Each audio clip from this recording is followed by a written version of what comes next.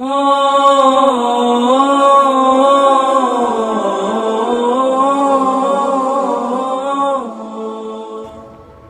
محمود، بشتغل بلم النايلو، بطلع على المكبات، بلم النايلو، وعندي إصابة في وجهي وحالة بالنطق، وعندي ولاد، عندي ولد وبنتين.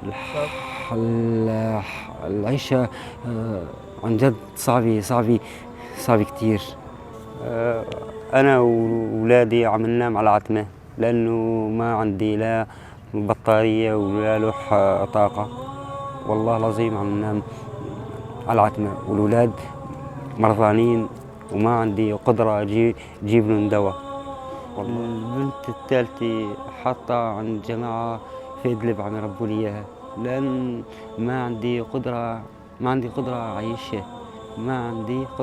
أعيشها، لأني بطلع لم النايلو، يا دوب عم طلع مصروف هاو الأولاد. يعني المقايس من الحياة عم مر بصعوبة جدا جدا. مرتي عافت ومشت من صعوبة الحياة، من الفقر.